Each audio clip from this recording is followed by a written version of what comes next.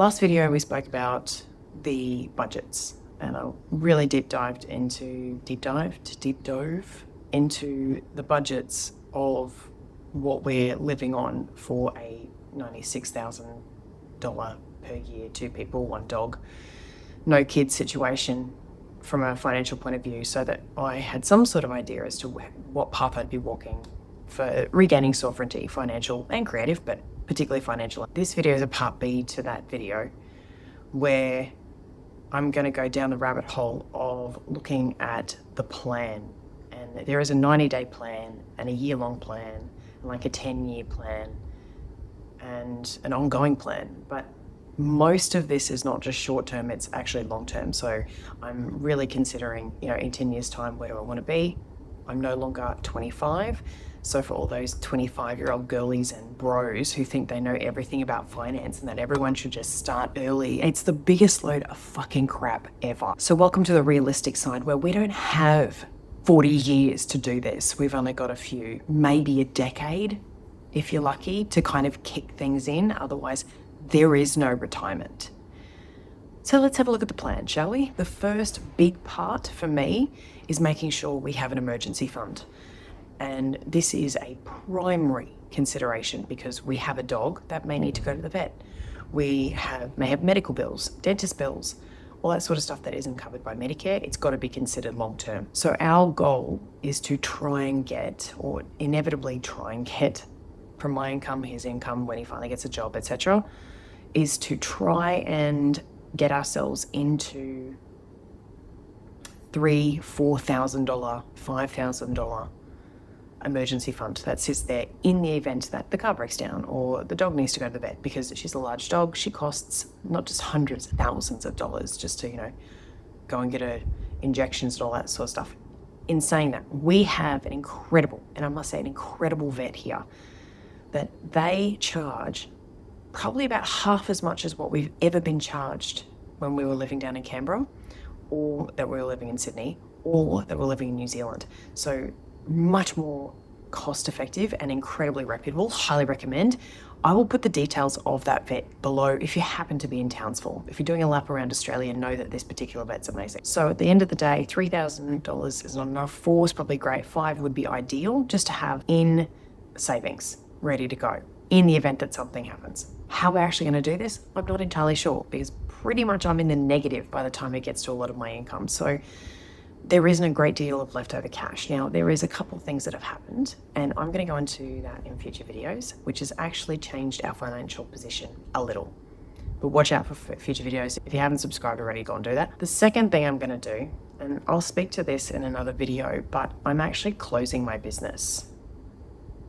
And that's all I'm going to say for now. I will do another video, but the roll-on effect is that there will be some more cash flow. That will also be in an upcoming video, so make sure you subscribe to get that one. Thirdly, investing.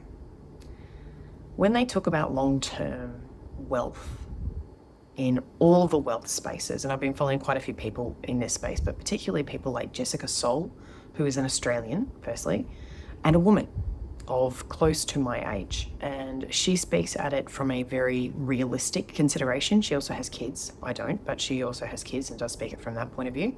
So she's looking at building wealth from a family and generational point of view. I am looking generational as well, but this is something that I am not looking for my own kids, but maybe my nieces and so on. So particularly my nieces. If you want to know about her, I'll put her details into the description below, but Jessica Soul is her name. Follow her on Instagram, or she has a podcast called the something wealth podcast.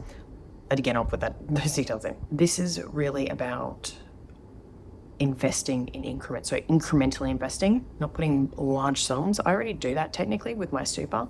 Although, fun fact, there was talk about super being taxed unrealized capital gains. And if that doesn't scare you as a superannuation, like superannuation is compulsory in Australia. And if that doesn't scare you as a super holder, it should.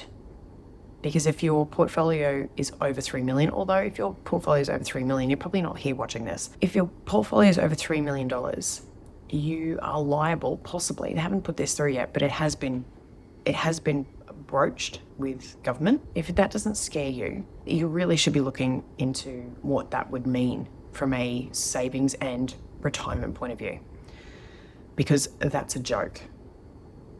They bark on about this for an entire lifetime, about the fact that you need to have super, and it's compulsory to have super, and that it's required for your retirement. You really should have at least $500,000, and ideally you want $1 million to enable you to last your entire retirement years, which, for the record, if the retirement age is 65 at the moment, and $1 million is pretty much pittance for the rest of your life. The average age is like 82, 84 or something like that, passing.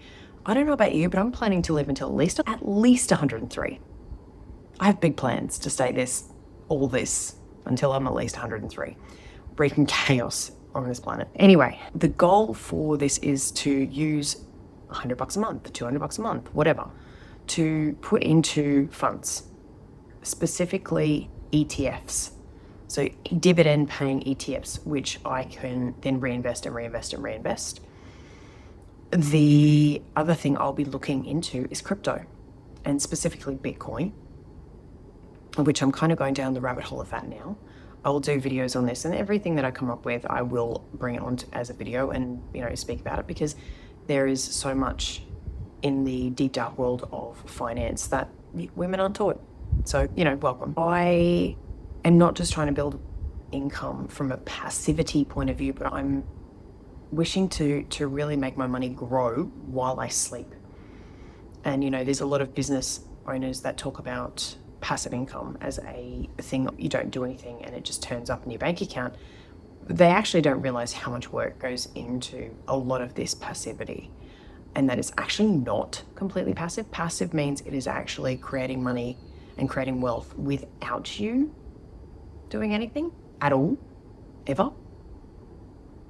That is passive. And so they're our main three. I guess the last goal really is to get the husband to get to work, which I spoke in the last video. We really need, an extra couple of $1,000 a month at least, because apparently I also can't get a loan on my income for a reason that I will go into in another video. Also a joke, can I say? That's a whole other conversation. And lastly, the big goal for me over the next however long is to actually just learn more about passive income and how I can make my money work for me much harder than it has been, and what I've been told to do, just put it in a savings account.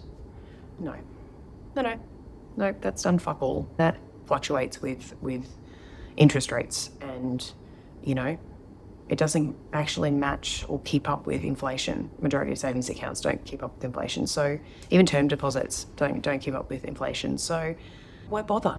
Anyway, there you have it. That's kind of the plan at this stage. I'll go into more detail as things arise, but that's what I'm looking at. That's kind of where my head is going. And as things come up over the next weeks, months, etc., I will create videos about that as well. So if you're coming along the ride, you're learning along with me. So me and my big hair, we'll see you very, very soon on the next video.